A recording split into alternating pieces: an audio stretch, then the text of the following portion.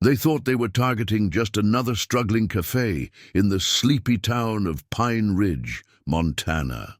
They saw a petite single mom working the counter of her quaint breakfast spot, a few elderly regulars sipping coffee, and figured it would be an easy place to establish their presence in town. What the Iron Horses didn't realize was that Shelley Mitchell wasn't just any cafe owner. This former Green Beret had spent 12 years conducting high-risk operations across 3 continents before trading her rifle for a restaurant. Now, watching 3 leather-clad bikers stagger through the door of Eagle's Nest Café, Shelley recognized the telltale signs of troublemakers marking new territory. She could have walked away, could have handed over her hard-earned business like the other shop owners down on Miller Street. Instead, she chose to make a stand, a decision that would transform her modest cafe into ground zero of a war against one of the region's most brutal biker gangs. By the time the dust settled, the Iron Horses would learn a harsh lesson about judging a book by its cover, and the small town of Pine Ridge would never be the same. The late afternoon sun painted long shadows across the worn wooden deck of Eagle's Nest Café, its rustic sign creaking gently in the crisp mountain breeze. Shelley Mitchell stood behind the counter, her practiced hands methodically wiping down the ancient coffee machine, while keeping her situational awareness razor-sharp, old habits that had saved her life more than once in places she rarely spoke about. Through the cafe's front windows, she had a clear view of Main Street, where the first patches of early October snow were beginning to dust the sidewalks. The usually peaceful scene was marred by the sight of 3 Harley-Davidsons parked haphazardly near the entrance, their leather-clad riders now stumbling through her door. Even before they entered, Shelley had already noted their patches, Iron Horses MC, and the telltale bulges under their jackets that suggested more than just wallets and phones. "Looking rough today, Annie," Shelley called out to her elderly regular, who was nursing her usual chamomile tea in the corner. "Better head on home before the weather turns." The old woman caught Shelley's tone, noticed the hardness that had crept into her usually warm brown eyes, and quietly gathered her things. She'd known Shelley long enough to recognize when something was wrong. The bell above the door chimed as the bikers swaggered in, bringing with them the smell of cheap whiskey and cheaper cigarettes. The largest of the 3, sporting a graying beard and a patch identifying him as Razor, sneered as he surveyed the nearly empty cafe. His bloodshot eyes lingered too long on the photographs lining the walls, mostly local landscapes, but a few showed Shelley in military gear, her face younger but bearing the same quiet intensity. "Well, ain't this precious?" Razor drawled, his words slightly slurred. "Regular little mama's kitchen you got here." His companions, younger men with matching Iron Horses cuts, spread out deliberately, one moving toward the register while the other blocked the door. The remaining customers, 2 elderly men and a young couple, tensed visibly. Shelley continued wiping down the counter, her movements unhurried but precise. 12 years in special forces had taught her to read people, to spot the signs of impending violence. These men weren't just drunk. They were here with purpose, marking territory just like the other businesses they'd visited in nearby towns. "Coffee's fresh if you want some," she said evenly, her tone neutral but carrying an edge that would have been familiar to anyone who'd served with her. $3 a cup might help with whatever's got you boys so worked up. The younger biker, near the register, a wiry man with crude tattoos crawling up his neck, laughed harshly. "Don't want your coffee, sweetheart. We're here about business, protection business." "That right?" Shelley set down her cloth, adjusting her stance slightly. The movement was subtle, but it put her in better position to reach the shotgun mounted under the counter. Not that she'd need it. "Didn't know my cafe needed protecting." Razor moved closer, attempting to loom over the counter. At 6'2", he was used to intimidating people with his size, but Shelley had stared down worse in places like Kandahar and Mosul. She didn't flinch. Everything needs protecting these days, Razor said, his voice carrying practiced menace. Bad things happen to businesses that don't understand that. Equipment breaks, supplies go missing, customers have accidents. He gestured vaguely toward the young couple who were trying to seem invisible in their booth. That's when Shelley's demeanor shifted. The change was subtle, barely noticeable to untrained eyes, but where there had been a cafe owner, now stood a warrior. Her posture straightened almost imperceptibly, her weight balanced perfectly, ready for explosive movement. "I'm only going to say this once," she said, her voice quiet but carrying the kind of authority that comes from commanding elite soldiers in combat zones. "Take your business elsewhere. This cafe isn't interested." The younger bikers exchanged uncertain glances, something in Shelley's tone making them hesitate. But Razor, either too drunk or too arrogant to recognize the danger signs, leaned further over the counter. "Listen here, little lady. You don't seem to understand how this works. We're not asking. Iron Horses own this territory now, and you either get with the program or what?" Sheely interrupted, her eyes now hard as battlefield steel. "You'll trash my cafe, rough up my customers, try to scare me into submission?" She smiled then, but it wasn't the warm expression her regulars knew. This was the smile of someone who had faced down much worse than 3 drunk bikers and lived to tell about it. Razor's bloodshot eyes narrowed as he studied Shelley more carefully. Something about her stance, the way she controlled her space. It was triggering warning signals his alcohol-soaked brain was struggling to process. The younger biker by the door shifted uncomfortably, sensing the change in atmosphere. "You got a mouth on you, lady," Razor growled, trying to maintain his intimidating facade. "Seems like you need a lesson in respect." Shelley's gaze never wavered. "Interesting choice of words. I spent 12 years teaching lessons to people who thought fear was the same as respect. Didn't work out well for them either." The third biker, who had been quiet until now, stepped forward. A patch on his vest identified him as Wrench. "Listen to what she's saying, boss," he muttered. "Something ain't right here." But Razor was. Too committed to back down now. His hand drifted toward his jacket, where a heavy chain was partially concealed. "Last chance to be smart about this. 500 a week for protection. Consider it insurance." "I already have insurance," Shelley replied calmly, "plus 12 years of combat experience, 3 tours with special forces, and enough training to handle anything you're thinking about trying.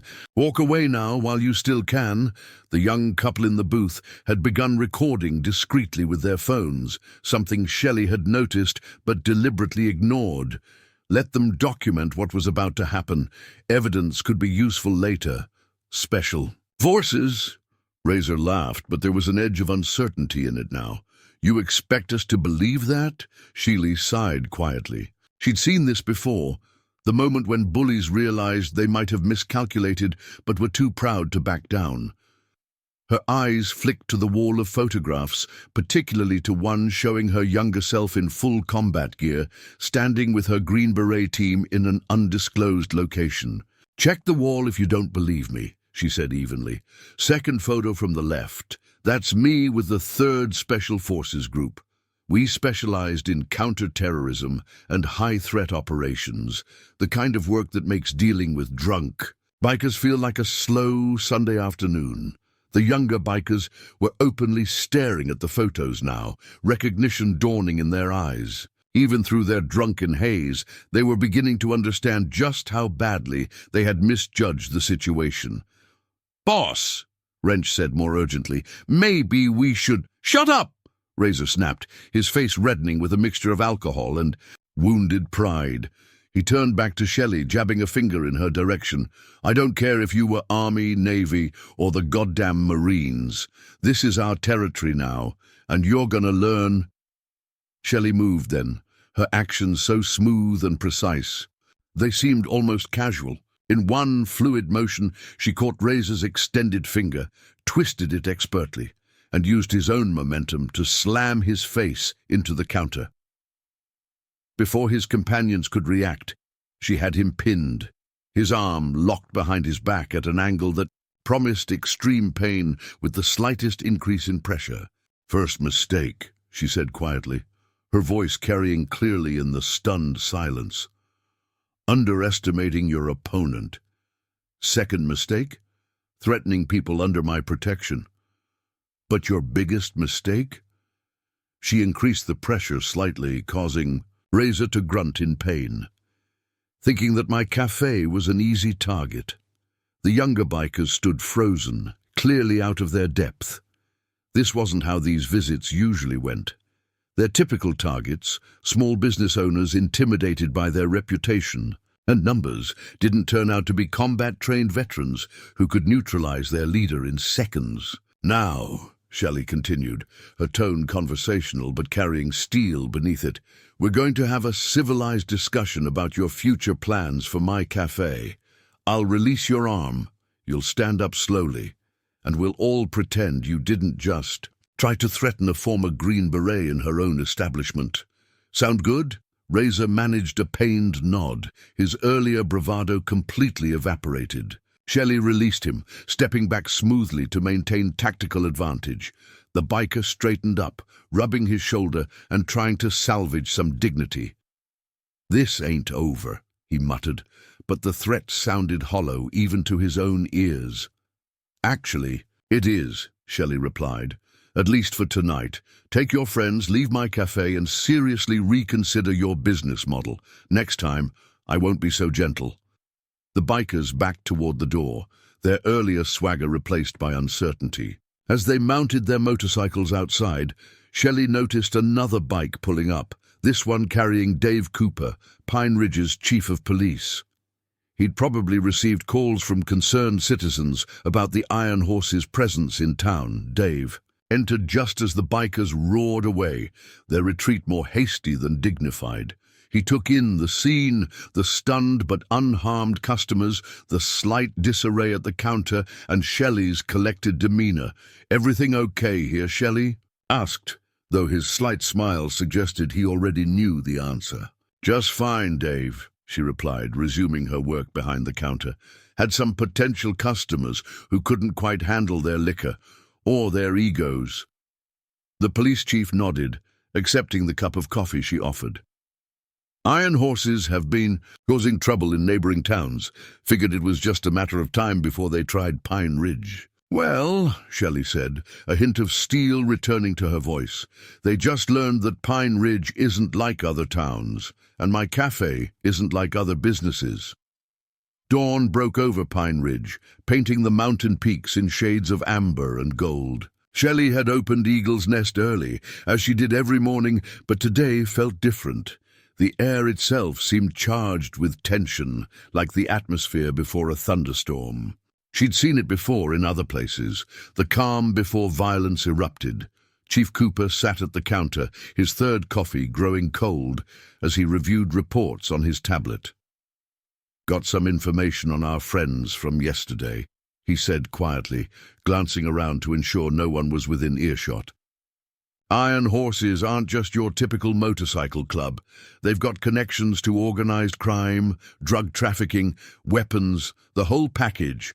Been moving up from Wyoming, taking over small towns one by one." Shelley continued her morning routine, loading fresh pastries into the display case while maintaining situational awareness, another habit that never quite left after her service years. "They're well organized," she observed. "The 3 yesterday were just scouts testing defenses. The real force is yet to come." "My thoughts exactly," Dave agreed, his face creased with concern. "I've got 2 deputies total, Shelley. If they come in force, they will," she interrupted, her voice carrying the certainty of someone who'd seen this pattern before. "But they won't expect what's waiting for them. Remember that joint operation in Kandahar, the one where we turned the hunters into the hunted?" Dave nodded slowly. Before becoming Pine Ridge's police chief, he'd served with Shelley in Afghanistan. Different unit, but they'd coordinated on several operations. He knew firsthand what she was capable of. The bell above the door chimed as Mike Doc Wilson entered. The former combat medic now ran the local hardware store, but like many in Pine Ridge, his peaceful exterior masked a warrior's heart. Caught. One of them watching the cafe earlier, he reported, settling onto a stool, taking pictures, noting customer patterns. Shelley handed him his usual black coffee. Good. Let them watch. Let them think they're gathering useful intelligence. The door chimed again, this time admitting Annie, the elderly regular from yesterday. Her hands trembled slightly as she approached the counter. Shelley, dear, I heard rumors. They're saying the Iron Horses burned down a cafe in Millbrook last night. The owner had refused to pay them protection money. A muscle ticked in Shelley's jaw, the only visible sign that the news affected her. Anyone hurt? No, thank God, but the whole place is gone. Everything that family built, just gone. Shelley exchanged glances with Dave and Doc. The escalation was beginning, right on schedule. The Iron Horses were sending a message, trying to instill fear before making their next move. They're showing their playbook, Shelley said quietly. First, intimidation, then demonstrations of force.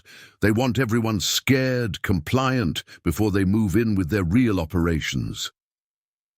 The rumble of motorcycles drew everyone's attention to the windows. A group of bikes cruised past slowly, different riders from yesterday, but wearing the same Iron Horses patches. They revved their engines aggressively, making sure everyone noticed their presence. 6 bikes, Doc noted professionally. Better, armed than yesterday's bunch. See the saddlebags, not carrying camping gear, I'd bet. Shelley watched the bikers pass, her trained eye catching details others might miss. The way they rode formation, their tactical spacing, the subtle hand signals they used. This wasn't just a gang. This was a paramilitary operation disguised as a motorcycle club. They're drawing attention deliberately, she explained. Want everyone to see them, to feel helpless. Standard psychological warfare tactics. I saw similar techniques in South America, watching cartels take over small towns. So what's the play? Dave asked, his hand unconsciously drifting toward his service weapon.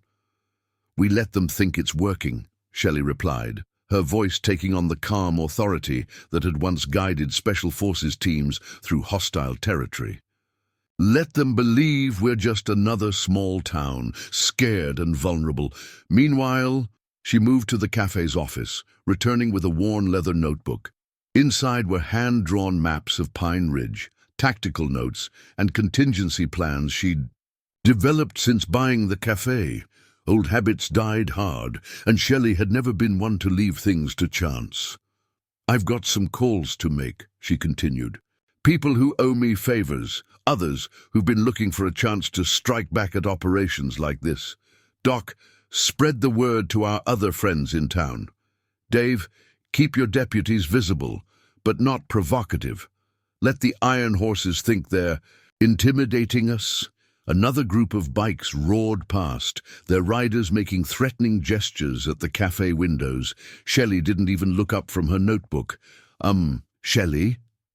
Annie's worried voice drew their attention. There's something you should see. Outside, one of the bikers had stopped, spray-painting a message on the cafe's outer wall. Last warning. Shelley studied the graffiti with clinical detachment. Subtle, she remarked dryly. Doc, what's the over-under on how long before they try burning down my cafe? Tonight, he replied grimly. They'll want to make an example of you, show everyone what happens to those who resist. Good. Shelley's smile was predatory. That's exactly what I'm counting on. They think they're sending us a message? Wait until they see what happens when they target a Green Beret's home ground. She turned to Dave. Chief, might want to make yourself scarce tonight. Plausible deniability and all that. Things are about to get interesting at Eagle's Nest Café. The police chief studied his old combat colleague for a moment, then nodded slowly.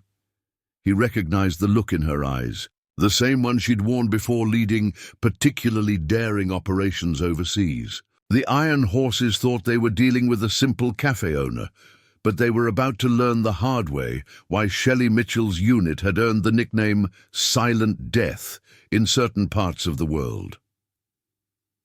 As evening approached, Eagle's Nest, Café had transformed from a cozy breakfast spot into something resembling a tactical operations center. Shelley stood at the counter, now cleared of its usual coffee equipment, spreading out detailed maps of Pine Ridge, while Doc Wilson helped organize intelligence gathered throughout the day.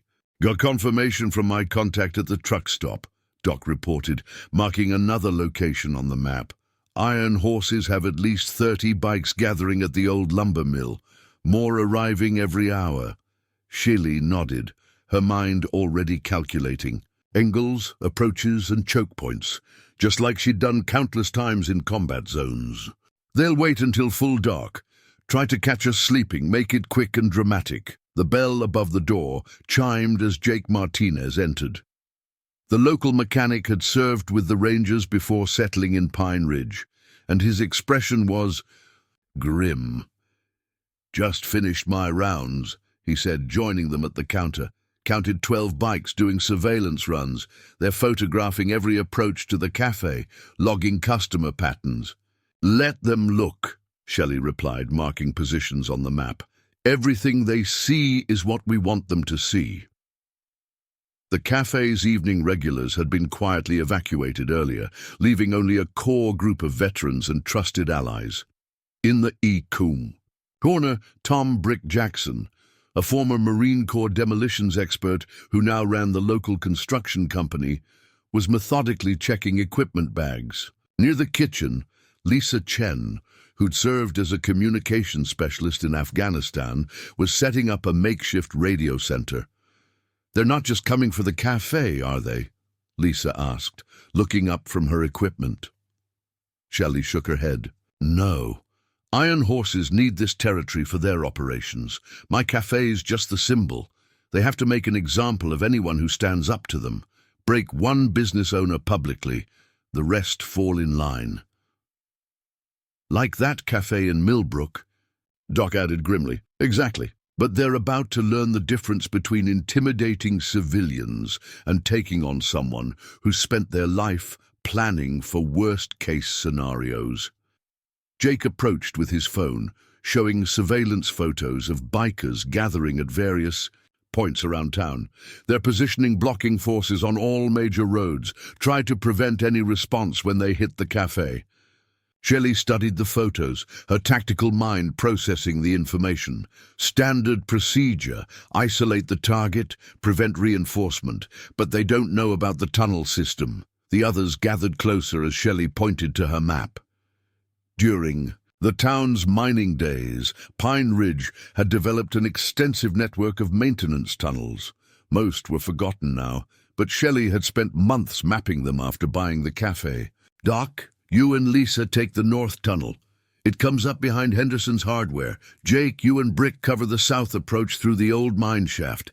I want everything in place before sunset." "What about the sheriff's department?" Lisa asked. "Dave's keeping his deputies occupied on the other side of town. Plausible deniability. This needs to look like the Iron Horses just picked the wrong target, not like we set a trap." The radio crackled with static before a voice came through. "Sierra Actual, this is Echo 2. Convoy of SUVs just pulled into the lumber mill. Looks like leadership arrived," Shelley keyed her radio. "Copy Echo 2. Maintain observation, no contact." "That'll be Curtis Reynolds," Doc said grimly. "Iron Horse's president. Word is he's ex-military himself. Dishonorable discharge from the Marines after some incident in Iraq." "I know," Shelley replied, her voice hardening slightly. "He was force recon. Got caught running protection for opium smugglers. Would have faced serious time, but the key witnesses disappeared before trial." The others exchanged glances. This wasn't just going to be a gang of thugs trying to burn down a cafe. This was shaping up to be a serious confrontation between trained operators. "Shelley," Jake said quietly, "we're talking about going up against other veterans here. Guys who've had the same training we have." "No," Shelley corrected him, her eyes cold. They've forgotten their training, forgotten their honor. They're using military skills to prey on civilians. We're using ours to protect them. That makes all the difference. The sun was setting now, casting long shadows through the cafe windows. Shelley checked her watch, then began issuing final instructions. Lisa, get your communication network up and running. I want every approach covered. Doc, medical supplies staged in the backup location. Jake, Brick, time to prep the welcome packages. What about you? Doc asked, though he already knew the answer. I'll be right here, Shelley replied, patting the worn counter. Someone needs to be visible, make them think the cafe's an easy target. Meanwhile, she moved to the office, returning, with a hard-sided case. Inside, nestled in foam padding, was a set of night vision goggles, military grade, not the commercial kind. Curtis Reynolds isn't the only one with combat experience, she said quietly.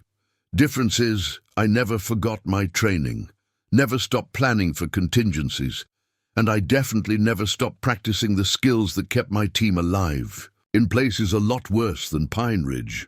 Outside, more motorcycles could be heard converging on the town. The iron horses were gathering their forces, preparing to teach a lesson about defiance. But in the gathering darkness of Eagle's Nest Café, Shelley Mitchell and her impromptu team were preparing to teach a very different kind of lesson.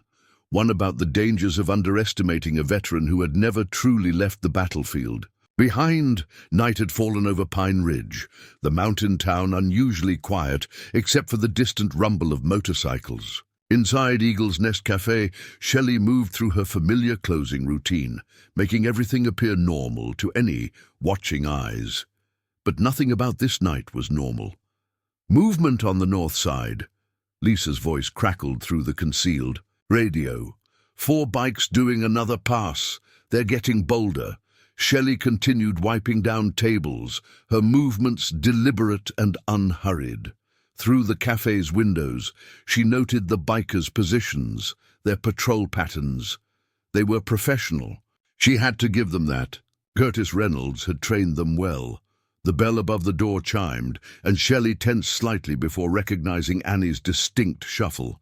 The elderly woman clutched her purse nervously, her eyes darting to the windows. Annie, Shelley said quietly, you shouldn't be here. It's not safe tonight. That's exactly why I'm here, dear. Annie's voice was stronger than usual as she set her purse on the counter. Did you think we'd just abandon you?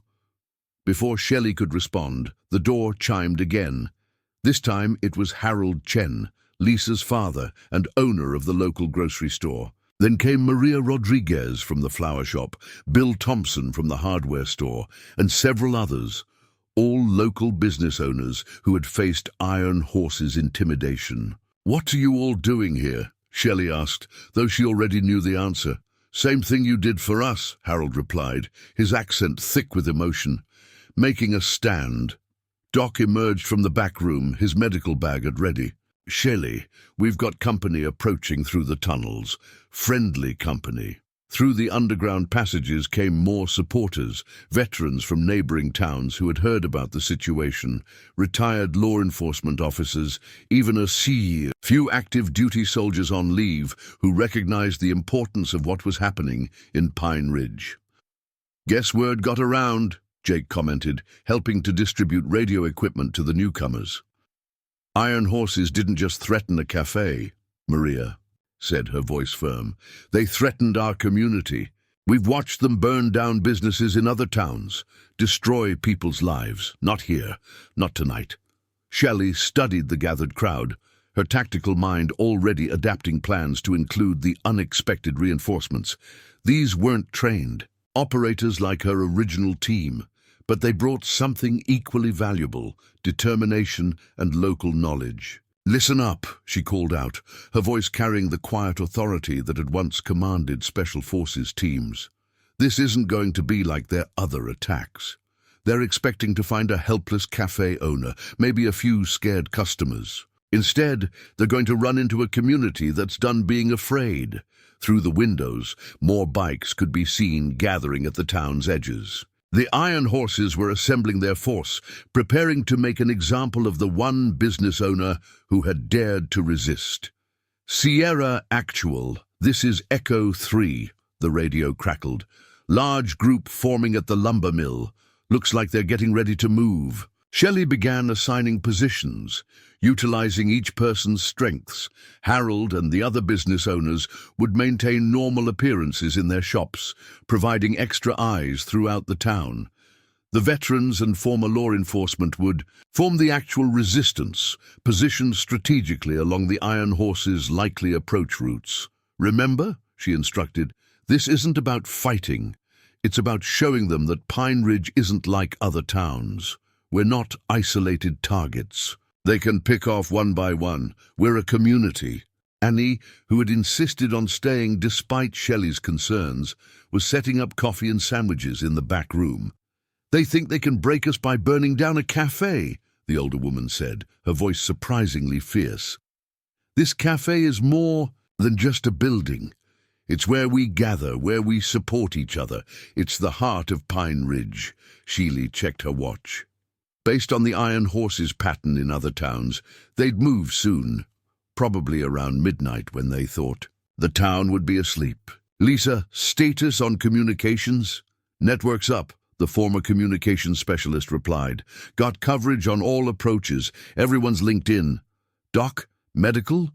"Triage points established. Got teams ready at 3 locations just in case." "Jake, Brick, welcome packages in place," Jake confirmed. "They'll get a real bang out of them." Shelley nodded, satisfied. The plan was solid, the people were in position, and the Iron Horses were about to learn a harsh lesson about community. Through her earpiece, she heard another report. "Multiple vehicles leaving the lumber mill. Looks like they're staging for the main force." "Copy that," Shelley replied. She turned to address the gathered defenders one last time. "Curtis Reynolds and his Iron Horses think they can take our town by breaking its spirit. They think that by burning down one cafe, they'll scare everyone else into submission. But they don't understand what they're really fighting. This isn't just about protecting a business, it's about protecting our home." Outside, the rumble of motorcycles grew louder as the Iron Horses began their approach. But inside Eagles, Nescafé, a community stood united, ready to show a gang of criminals that some places and some people weren't meant to be broken. Midnight approached Pine Ridge like a gathering storm. The rumble of motorcycles had grown from a distant threat to an overwhelming presence as dozens of bikes circled the town's perimeter. Inside Eagle's Nest Café, Shelley stood at her usual spot behind the counter, appearing to anyone watching as nothing more than a stubborn business owner working late. "Main force moving in," Lisa's voice came through the concealed radio. "Counting 30-plus bikes, at least 3 SUVs. They're splitting into groups." Shelley's hand brushed against the counter's underside, confirming the position of her hidden equipment. "Copy that. All units maintain radio discipline from here on. Execute only on my mark." Through the cafe's windows, she watched the first group of bikes approach, their headlights cutting through the mountain darkness like predatory eyes. Leading them was a massive chopper, its rider instantly recognizable from Shelley's intelligence briefings. Curtis Reynolds, Iron Horse's president and former Force Recon Marine. The bikes pulled up in a practiced formation, surrounding the cafe's entrance. Reynolds dismounted first, his movement still carrying the fluid grace of a trained operator. He was followed by Razor and a dozen other Iron Horses members, all armed with chains, bats, and less visible weapons. The bell above the door chimed as they entered, bringing with them the smell of leather and gasoline. Shelley noticed how they spread out, covering angles, maintaining clear lines of fire. These weren't ordinary thugs. This was a military operation disguised as gang intimidation. "Still open for coffee?" Reynolds asked, his voice carrying the false politeness of a predator playing with its prey. "Heard this place has quite the special brew." "Always open," Shelley replied calmly, her posture relaxed but ready. "Though I get the feeling you're not here for the coffee." Reynolds smiled, but it didn't reach his eyes. He moved closer to the counter, studying the photographs on the wall. Green Beret, huh? Long way from the sandbox to serving lattes. Could say the same about force recon to running protection rackets. His smile faltered slightly. "Did your homework, I see." "Always do. Just like I know about that opium operation in Iraq, the witnesses that disappeared, the dishonorable discharge that should have been a prison sentence." Reynolds' expression hardened. "Careful now. You're speaking to a man with influence in these parts. Influence that could make life very difficult for a small business owner." "Influence?" Shelley's voice carried a hint of contempt. "Is that what you call terrorizing small towns? Burning down businesses that won't pay your protection fees?" "Sometimes people need to learn lessons about respect," Reynolds replied, gesturing. To his men, they began spreading through the café, knocking over chairs, clearing space. Like that café in Millbrook. Owner there thought she could stand up to us too.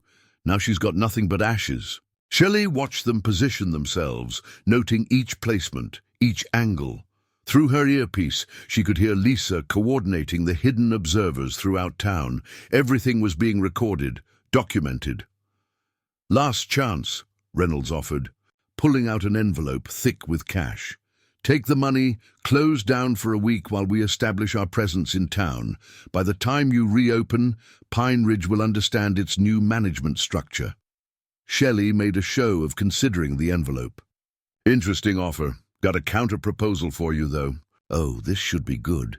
Leave Pine Ridge. Take your operation elsewhere. Otherwise, you're about to learn why my unit had a different reputation than Force Recon." Reynolds laughed, the sound echoed by his men. "You think you can threaten us? Look around, sweetheart. You're alone. No backup, no support, no hope of resistance." Shelley's slight smile made him pause. "That's your first mistake, thinking I'm alone." As if on cue, the cafe's lights went out, plunging the interior into darkness. Before the iron horses could react, powerful spotlights blazed through the windows, momentarily blinding anyone not wearing the specialized glasses Shelley had discreetly donned. "What the—" Reynolds started, but was cut off by the sound of multiple explosions around town. Jake's welcome packages, carefully placed flashbangs and smoke devices, were creating chaos among the iron horses' outer perimeter. "That's your second mistake," Shelley continued, her voice carrying clearly through the confusion, "thinking you could isolate this target." The radio crackled with coordinated reports. Iron Horses members trying to maintain their perimeter were encountering resistance at every turn. The veterans Shelley had positioned throughout town were executing a carefully planned disruption, herding the bikers exactly where she wanted them. "And your biggest mistake?" Shelley vaulted over the counter as Reynolds reached for a concealed weapon. "Thinking you were the only ones who remembered their combat training."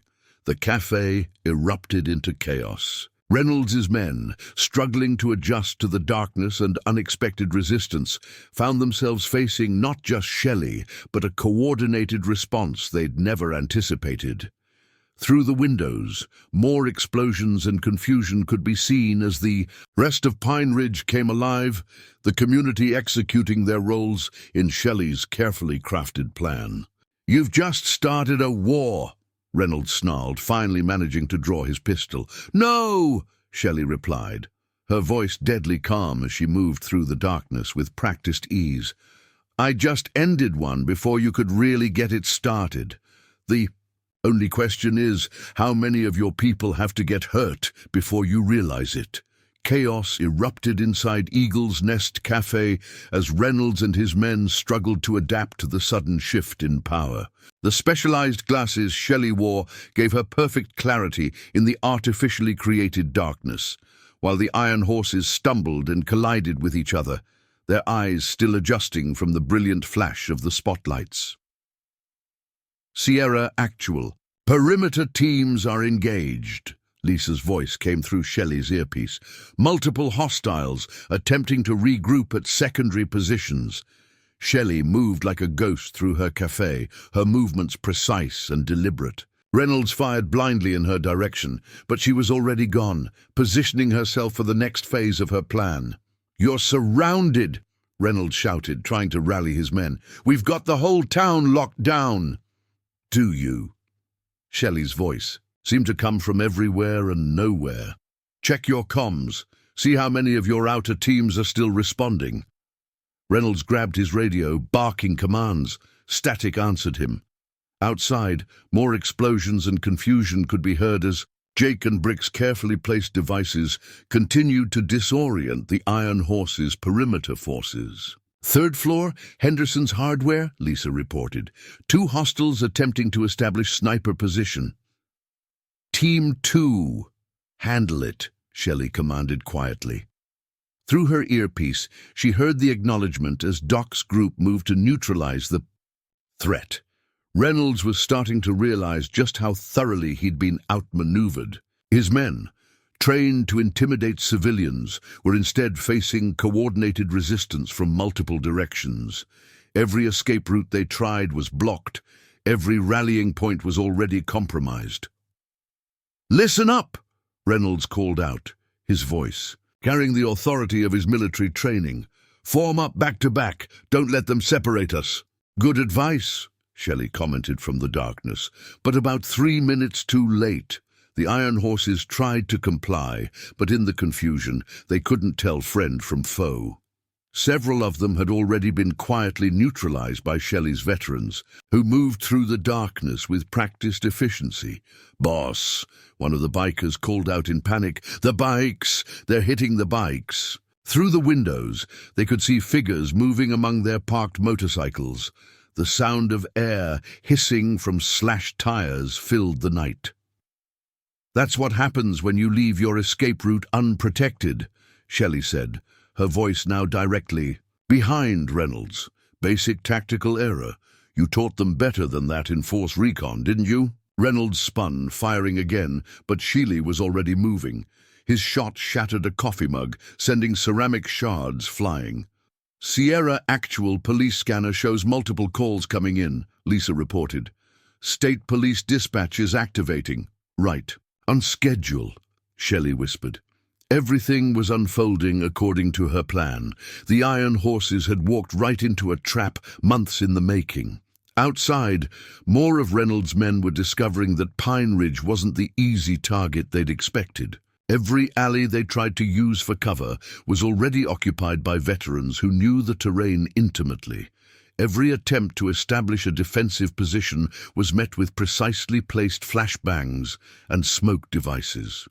"This is impossible," one of the bikers near Reynolds muttered. "It's like they knew exactly what we'd do." "Because we did," Shelley replied, finally stepping into a shaft of light from the window. She stood confidently, her stance balanced and ready. "You're not the first. Paramilitary operation I've dismantled? Cartel forces, insurgent cells. They all make the same mistakes. They think superior numbers and intimidation guarantee victory." Reynolds raised his pistol again, but Shelley's hand was already moving. The gun went spinning across the floor, and Reynolds found himself locked in a submission hold he hadn't encountered since his Marine Corps training. "What's really happening here?" he growled through clenched teeth. "This isn't just about protecting one café." "Finally asking the right questions," Shelley replied, maintaining the hold with practiced ease. "You're right. This isn't about a café. It's about stopping your entire operation. Right now, every computer, every phone, every piece of equipment you brought into Pine Ridge is being tracked and documented. Every threat you made, every criminal enterprise you're connected to, it's all being compiled into evidence." Through the windows, they could see more flashlights and hear approaching sirens. State police were arriving, drawn by the numerous emergency calls from concerned citizens who had been carefully positioned to report suspicious activity. "Sierra Actual state police units entering town from multiple directions," Lisa confirmed through the radio. "All evidence teams report mission accomplished." Shelley allowed herself a small smile. You know what your real mistake was, Reynolds. Thinking that because I left the service, I stopped being a soldier. But some of us never stop serving, never stop protecting. We just find different battlefields. The sirens were getting closer now. Through her earpiece, Shelley could hear confirmation that all of Reynolds' escape routes had been cut off. His entire force was contained, documented, and about to face both state and federal charges. This is what defeat looks like, Shelley told him quietly. Not just losing a fight, but watching your whole operation crumble because you underestimated the wrong veteran in the wrong town. As if to emphasize her point, the cafe's lights suddenly came back on, revealing the full extent of Reynolds' predicament. Most of his men were already subdued, covered by Shelley's veterans who had moved through the darkness like the trained operators they were. Outside, state police vehicles were surrounding the building, their lights painting the night in red and blue. Dawn was breaking over Pine Ridge as state police officers processed the last of the arrested Iron Horses members. Eagle's Nest Café had become the center of a massive law enforcement operation, with evidence teams methodically documenting everything from weapons to cell phones. Shelley stood at her usual spot behind the counter, serving coffee to a mix of officers and her veteran allies, while State Police Captain Monica Henderson reviewed the night's events.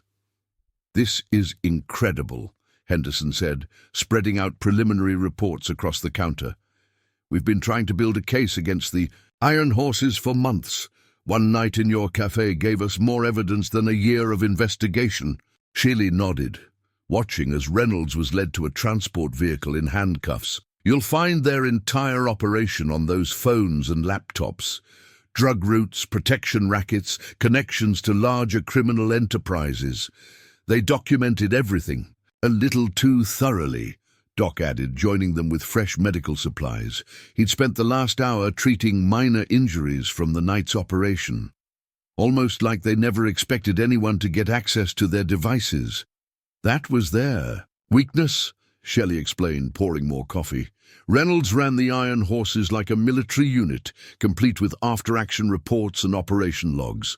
Good for maintaining control, bad for operational security if those records ever fell into the wrong hands." Through the cafe's windows, they could see more police vehicles arriving, FBI agents now, drawn by the scale of evidence being uncovered. Lisa approached from her communication station, holding a stack of printed documents, final numbers coming. "In," she reported, 43 Iron Horses members in custody, including their entire leadership structure. We've got documented evidence of criminal activities across 5 states, plus connections to 3 different drug cartels." Captain Henderson whistled low. "This is going to take down more than just a motorcycle gang. We're looking at dismantling multiple criminal enterprises." "That was the point," Shelley said quietly. "The Iron Horses were just the visible part of a much larger operation. By letting them think they could intimidate a small-town cafe, we drew out their whole network." Jake entered through the back door, his clothes dusty from collecting the devices they'd planted around town. "Found something interesting in one of the SUVs," he reported. "Detailed plans for setting up distribution points in every major town along the interstate. They weren't just trying to take over Pine Ridge. This was meant to be their command center for operations across the whole region." Shelley wasn't surprised. She'd suspected as much when she'd first started gathering intelligence on the Iron Horses. "Perfect location," she noted.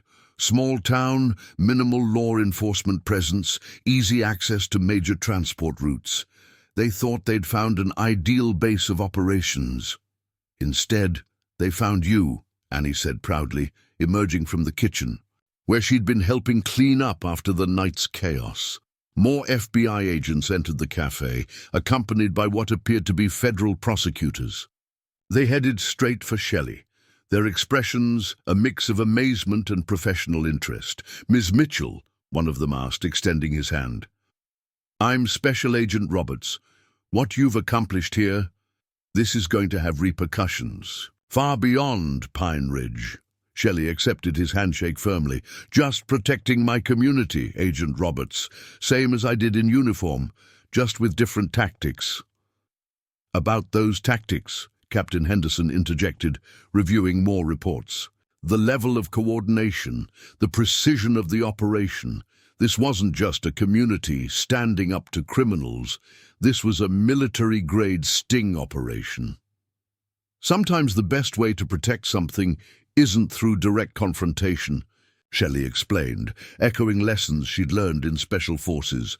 "It's about understanding your opponent's psychology, letting them think they're in control, then using their own momentum against them."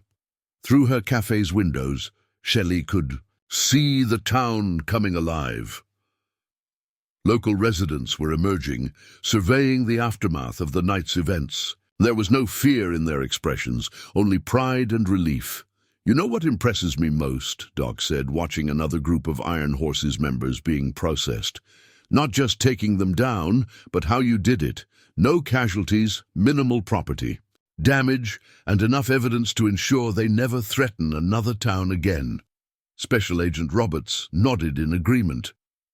"The FBI has been trying to infiltrate their organization for years. Could never get enough evidence to make serious charges stick. Then you managed to dismantle their entire operation in one night." "Not just me," Shelley corrected him. "Look around. Every person in this town played a part. The veterans provided the tactical expertise, but it was the community's unity that made it work. The Iron Horses never understood what they were really fighting against." Lisa approached with another update. "Just got word from State Police Intelligence. They're already finding connections between the Iron Horses operation and several cold cases, including those missing witnesses from Reynolds's court-martial." "Everything connects," Shelley said quietly. "That's what Reynolds never learned from his military training. No operation exists in isolation. Every choice, every action creates patterns. All you need is the patience to see them and the skill to exploit them." Outside, the first rays of sunlight were painting the mountain peaks in shades of gold. Eagle's Nest Café stood unmarked amid the law enforcement activity, a testament to the precision of Sheely's operation. Where the Iron Horses had expected to find a vulnerable target, they'd instead discovered a carefully laid trap sprung by a veteran who had never truly left the battlefield. She'd just chosen a different kind of war to fight. 3 days after the Iron Horse's downfall, Eagle's Nest Café was buzzing with activity of a different kind. Federal agents had established a temporary command center in the back room, coordinating raids across 5 states based on evidence recovered from Reynolds' operation. Shelley moved between tables, serving coffee to a mix of law enforcement officials and regular customers while monitoring the ongoing developments. "Just got word from the Denver office," Special Agent Roberts announced, approaching the counter with fresh reports. "Another Iron Horses chapter surrendered without resistance. Once they heard what happened in Pine Ridge, they knew the game was up." Shelley nodded, refilling his cup. "They're realizing their entire network is compromised. Every computer, every phone we seized, it's all connected. Reynolds' military precision in record-keeping became their biggest vulnerability." Through the cafe's windows, they could see news vans setting up equipment. The story had exploded overnight.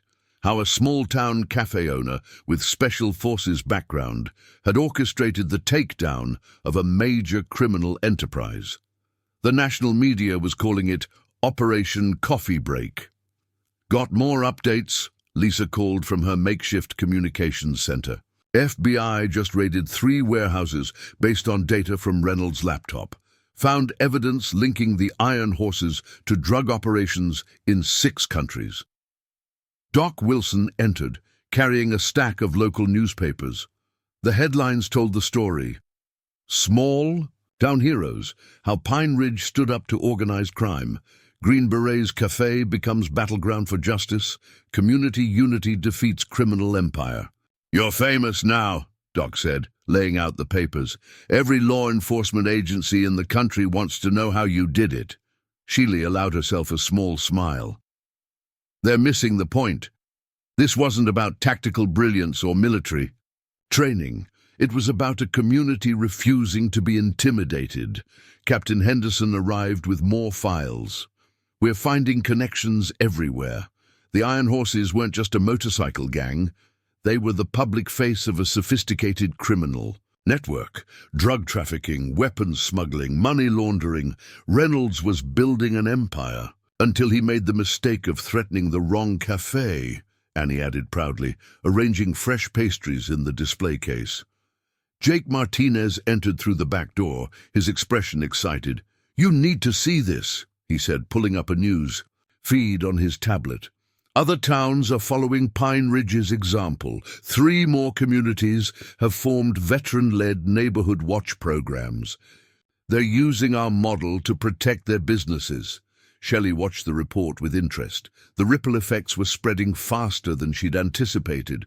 What had started as defending one cafe was becoming a movement, communities realizing they didn't have to live in fear of organized crime. "That's what really matters," she said, gesturing to the newsfeed. "Not taking down one gang, but showing people they can stand together against intimidation." Special Agent Roberts nodded thoughtfully. "We're already developing new training. Protocols based on your operation. The way you coordinated civilian resources with veteran expertise, how you gathered intelligence. It's revolutionary for small-town law enforcement."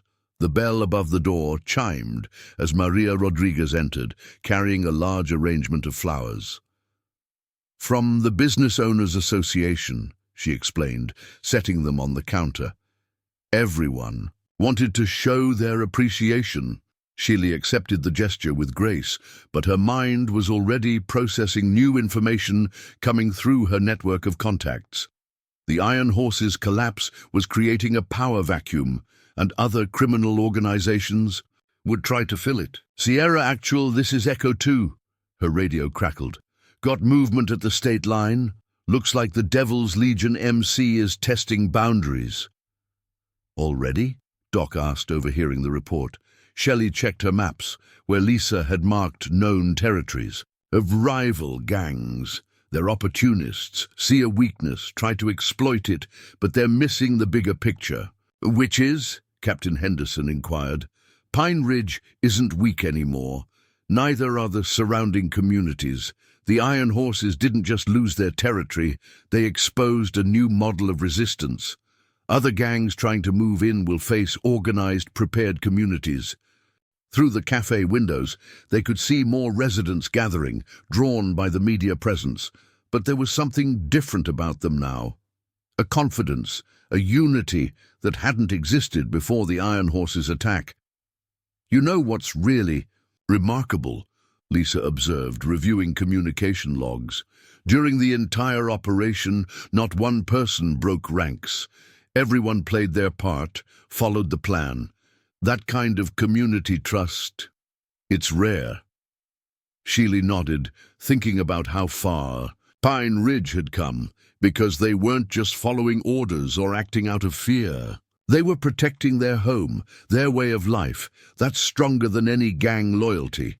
Annie, who had been quietly listening, suddenly spoke up. "Remember what you told me when you first bought this cafe? About why you chose Pine Ridge?" Shelley smiled at the memory.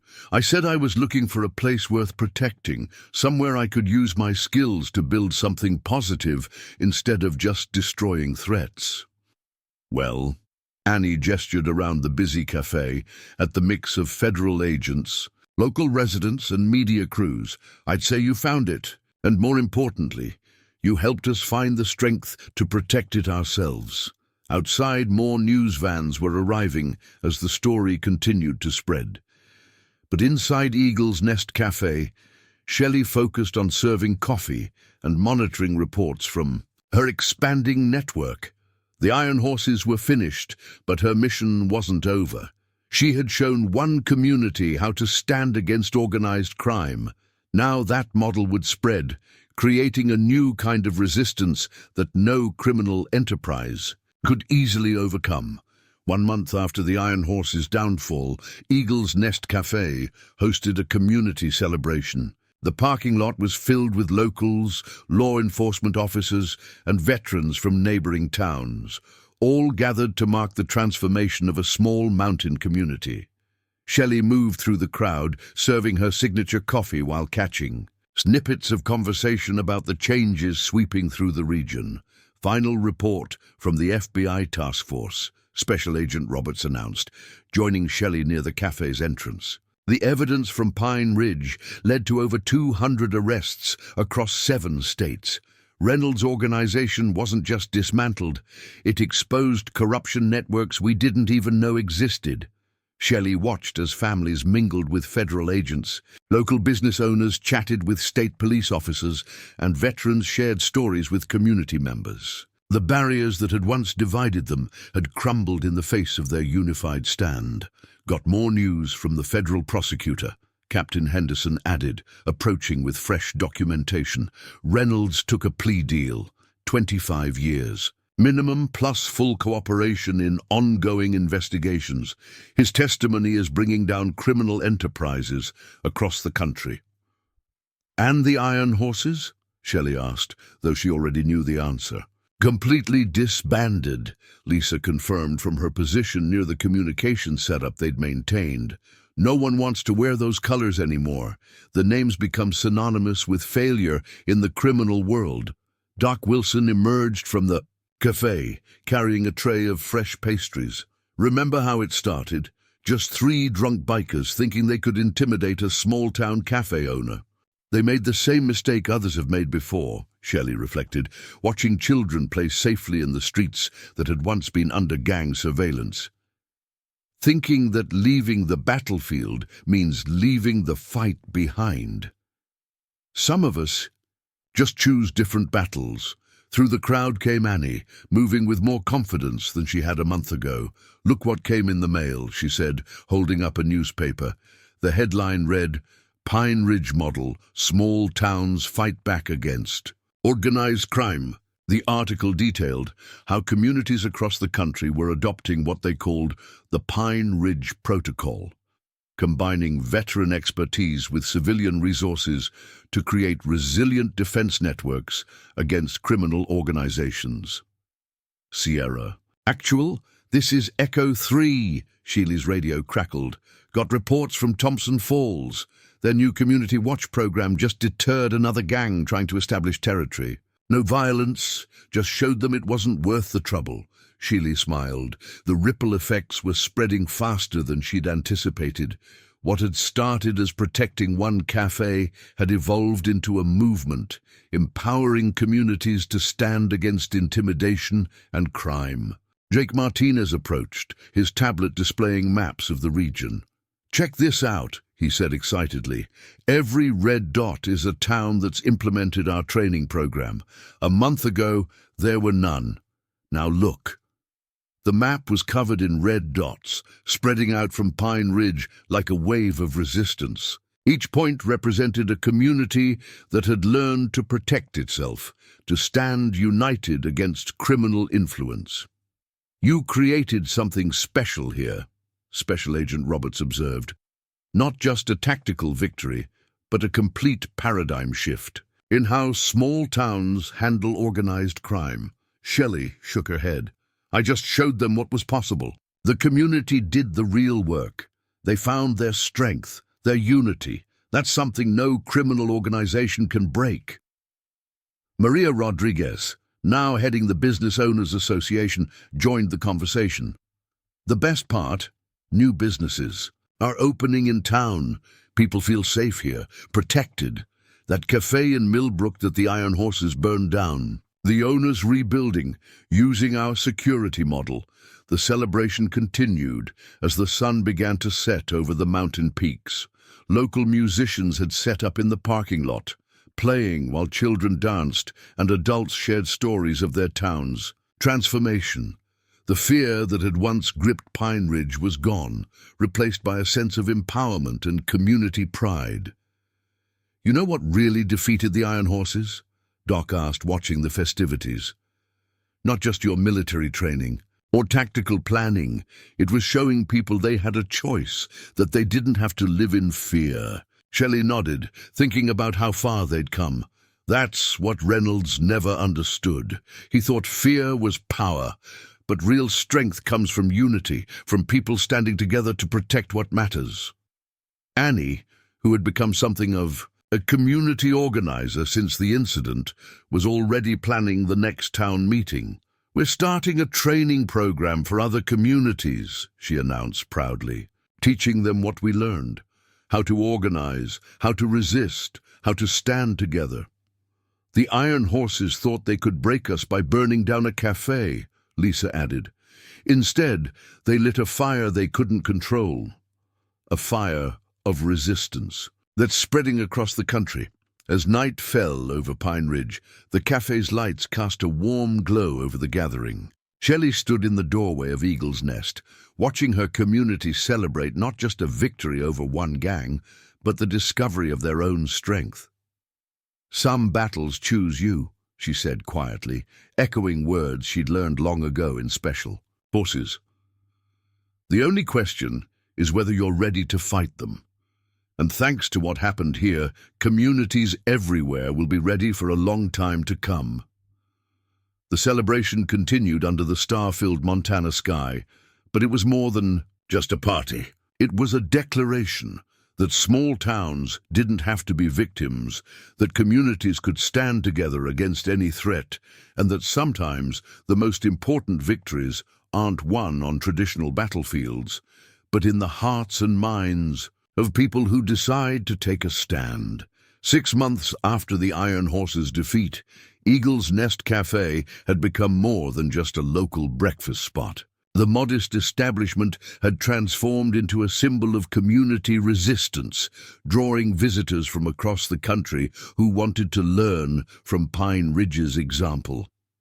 Shelley stood at her familiar position behind the counter, serving coffee to a mix of regulars and newcomers, while Special Agent Roberts shared the latest updates. "The numbers are staggering," he said, reviewing the final FBI analysis.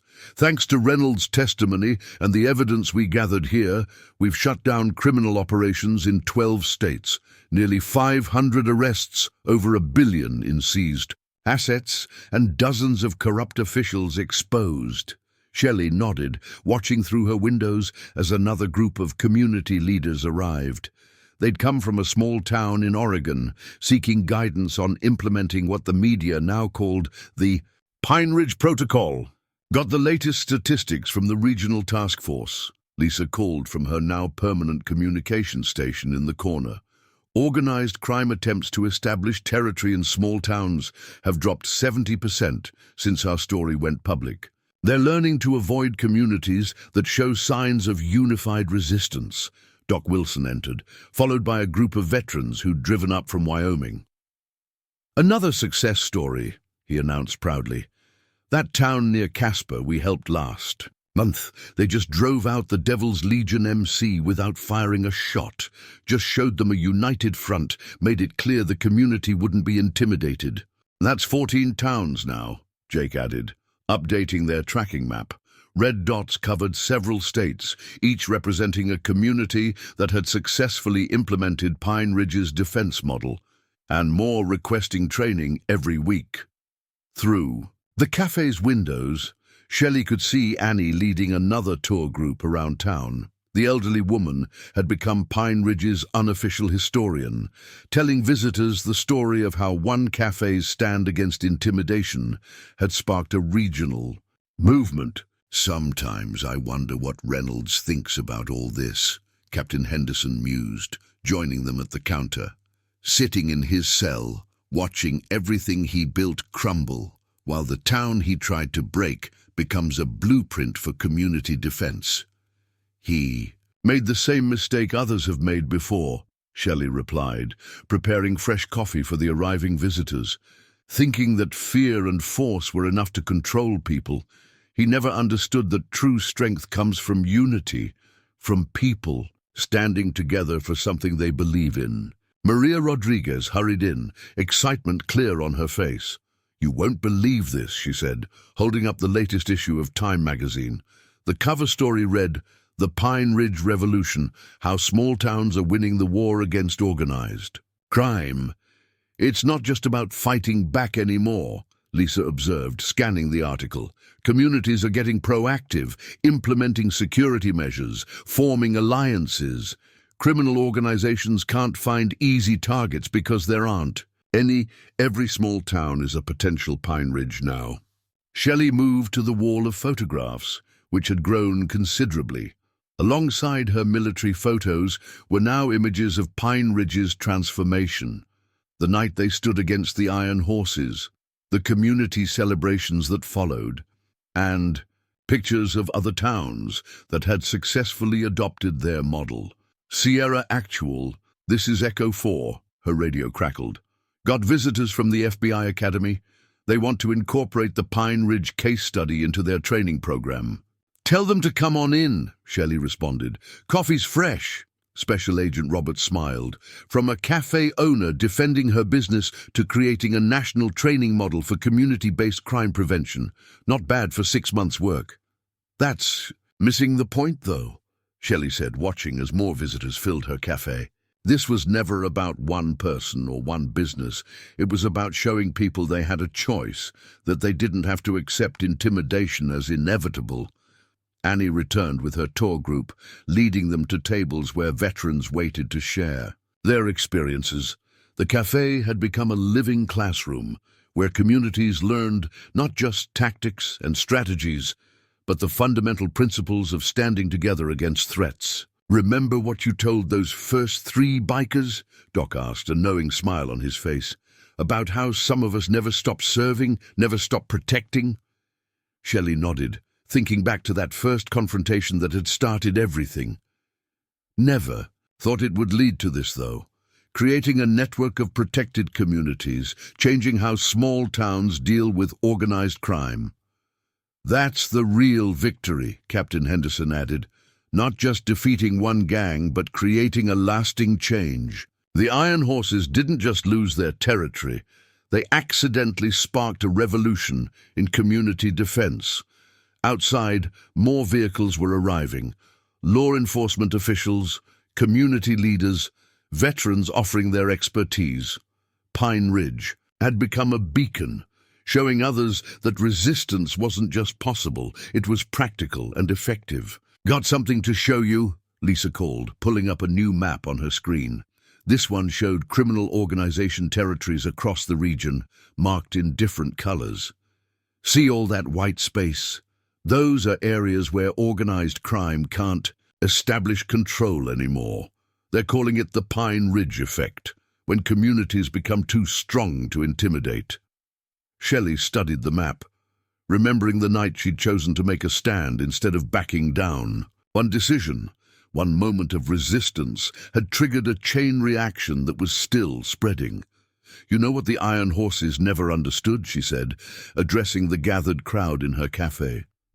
"They thought they were just targeting a business, trying to break one person's will. But you can't break a community that refuses to be broken. You can't intimidate people who've discovered their own strength." As the mountain sun set on another day in Pine Ridge, Eagle's Nest Café continued its new mission, not just serving coffee, but serving as a symbol of hope and resistance. The Iron Horses had tried to make an example of a small-town cafe owner, never realizing they were writing their own end and creating a legacy of courage that would inspire communities for years to come. 1 year to the day after the Iron Horses' attempted takeover, Shelley Mitchell stood in front of Eagle's Nest Café, watching the sunrise paint the Montana mountains in brilliant hues of gold and crimson. The morning air was crisp with early autumn, carrying the scent of pine and fresh coffee as she prepared for another day that would be anything but ordinary. "Hard to believe it's been a year," Doc Wilson said, joining her on the worn wooden deck. "Feels like yesterday we were setting up defensive positions and preparing for the worst." Shelley nodded, taking in the transformed landscape of Pine Ridge. Where once there had been tension and fear, now there was a vibrant community that had become a model for towns across the country. The cafe's parking lot was already filling up. Not with threatening motorcycles, but with visitors from another police academy training session. Latest numbers from the FBI's organized crime division, Lisa called out, emerging from her communications center with fresh reports. Criminal organizations have completely abandoned attempts to establish territory in any town that's implemented the Pine Ridge Protocol. They're calling it the immunization effect. Once a community learns to stand together, it becomes permanently resistant to intimidation. Inside the cafe, Annie was setting up for a special breakfast meeting. Representatives from 30 small towns across 5 states had gathered to learn from Pine Ridge's experience. The elderly woman had become an integral part of these training sessions, her first-hand account of the community's transformation carrying powerful weight. "Got something interesting to show you?" Special Agent Roberts said, approaching with a tablet. "This just came from the federal prosecutor's office. Remember those files we recovered from Reynolds' laptop? They led us to something bigger than we imagined." Shelley reviewed the document, her expression thoughtful. The Iron Horses hadn't just been a criminal organization, they had been part of a pilot program, testing small-town takeover strategies for larger criminal enterprises. Their failure in Pine Ridge hadn't just stopped one gang, it had derailed a nationwide expansion plan. "Sierra Actual, this is Echo 1, her radio crackled. "Got a special visitor approaching from the North Road. You're going to want to see this." Through the cafe's windows, Shelley watched as a familiar figure approached on foot, Ellen Martinez, the owner of the cafe in Millbrook that the Iron Horses had burned down. But she wasn't coming to share another story of loss. The woman walked with purpose, carrying building plans and business permits. "It's really happening," Ellen announced, spreading the documents across Shelley's counter. "We're rebuilding using the Pine Ridge model, not just the cafe, but the whole town. We've got veterans helping with security design, community members, investing in the project. What the Iron Horses destroyed, we're making stronger." Jake Martinez entered, carrying more maps marked with red dots. "Add another one to the network," he said proudly. "That makes 200 communities now actively participating in the defense program. Criminal organizations can't find a foothold anywhere in the mountain states." Shelley watched as more people filtered into her cafe. Law enforcement officers, community leaders, veterans offering their expertise. Each had their own story of transformation, of communities discovering their strength and standing together against intimidation. "You know what really finished the Iron Horses?" Doc asked, addressing the gathering crowd. "It wasn't just the arrests or the evidence. It was showing people a different way. Once communities saw what was possible in Pine Ridge, there was no going back." Captain Henderson arrived with more updates from the state police. "Got the final statistics on organized crime in the region," she reported, "down 85% since the Pine Ridge incident. But here's the interesting part. No, violent crime, property crime, drug trafficking, they're all dropping too. Turns out, when communities learn to stand together against one threat, they get better at handling all of them." Through the windows, Shelley could see more visitors arriving for the day's training session. Among them were faces she recognized from news reports. Other business owners who had successfully stood up to intimidation, veterans who had helped their towns implement defense programs, community leaders who had transformed their neighborhoods. "Remember what you told me when you first bought this place?" Annie asked, bringing Shelley her morning coffee. "You said you were looking for somewhere to make a difference, somewhere to use your skills for something more than combat." Shelley smiled, remembering that conversation. Never imagined it would turn out like this, though. One cafe becoming a symbol for communities everywhere. "That's because it was never really about the cafe," Lisa added, joining them. It was about showing people they had a choice, that they didn't have to live in fear, didn't have to accept intimidation as inevitable. Outside, the morning sun had fully risen, casting long shadows across Pine Ridge's main street. Where once there had been uncertainty and fear, now there was purpose and pride.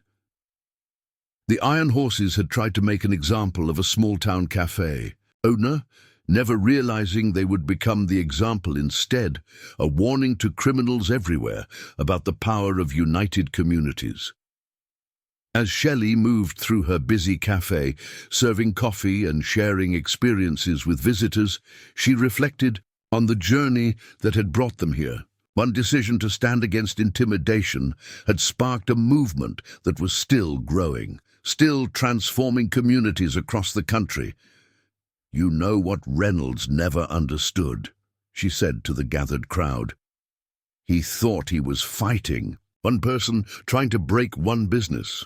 But you can't defeat a community that refuses to be defeated. You can't intimidate people who've discovered their own strength. And most importantly, you can't extinguish a light that shows others the way forward."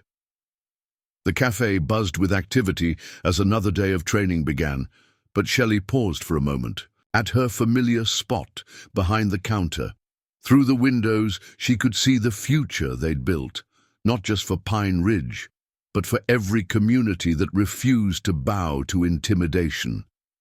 The Iron Horses had tried to make an example of the wrong veteran at the wrong cafe, and in doing so, they had helped create something far more powerful than any criminal empire: hope.